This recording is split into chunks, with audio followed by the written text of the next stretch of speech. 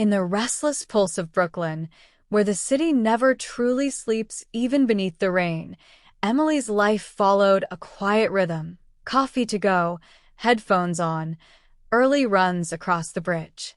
She was a designer with a soft soul, dreaming of her own studio, living alone and convincing herself that solitude was freedom. But deep down, she often felt something missing, like an empty frame waiting for its painting. Everything changed on one rainy morning. Emily had taken shelter in a small café that smelled of cinnamon and roasted beans. She looked up from her laptop when the door swung open and a girl rushed in, dripping with rain, her laughter filling the air like sunlight breaking through clouds. Her name was Claire. She ordered caramel coffee and, finding no free tables, smiled shyly and asked, "Mind if I sit here?" Emily nodded, unaware that this small moment would redraw the lines of her entire world. Their conversation began with simple things: the weather, work, the strange magic of Brooklyn. But soon it deepened. Claire spoke about art, about the way she illustrated children's books to remind herself of innocence and hope. Emily listened, captivated, feeling as if every word carried warmth. There was something rare about Claire. Her eyes glowed when she spoke. Her laughter made ordinary moments feel cinematic. Days turned into weeks, and their coffee meetings became a habit neither wanted to break. They walked through art galleries, shared sketches, and found comfort in their quiet silences. It wasn't loud passion that tied them together, but a calm recognition, as if their hearts had been waiting for each other all along.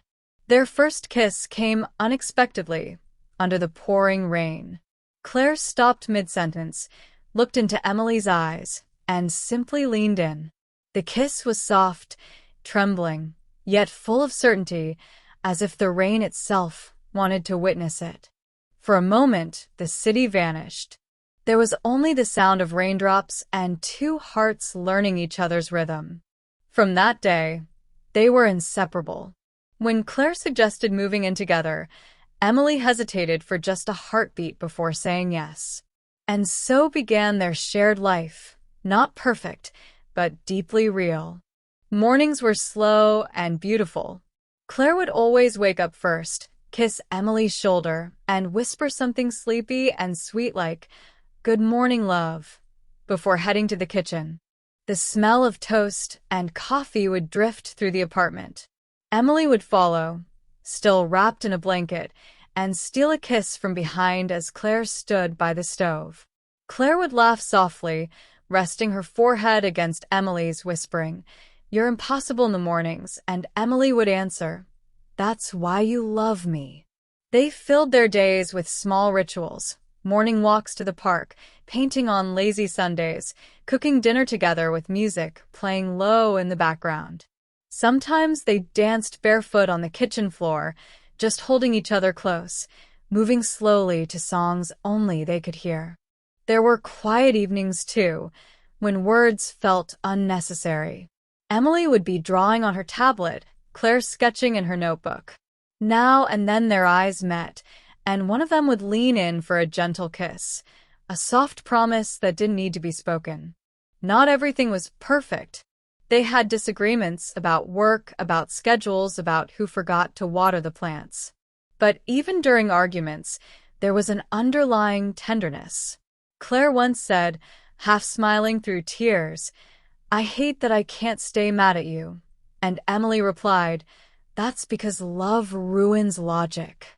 They laughed, and the tension melted. Then came the first real test. Claire received an opportunity to work on an illustration project across the country for several weeks. The day she left, Emily held her at the airport, their fingers entwined, foreheads touching, neither wanting to say goodbye. Claire whispered, "I'll be back soon." "I know, but it already feels like forever," Emily admitted, her voice cracking slightly. The days apart were quiet, filled with longing texts, video calls, and the ache of missing simple things: the warmth of Claire's hand, the soft brush of her lips, the way she would hum while cooking. Emily found herself leaving little notes around the apartment, a sketch here, a coffee mug with a smiley face there, so that when Claire returned, the apartment would feel like a map of her love. When Claire finally returned, the reunion was everything they had imagined and more. They collided in the doorway with laughter, tears, and a desperate kiss that lingered and deepened, tasting of missed mornings and nights spent apart.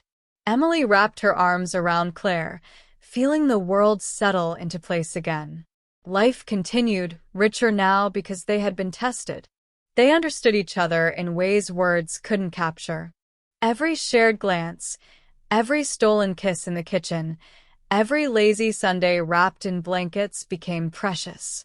Love had become not only a feeling but a living rhythm, in laughter, in silences, in the quiet comfort of knowing someone is finally, irrevocably yours. Now, when sunlight filters through the curtains, Emily wakes to find Claire curled beside her, breathing softly.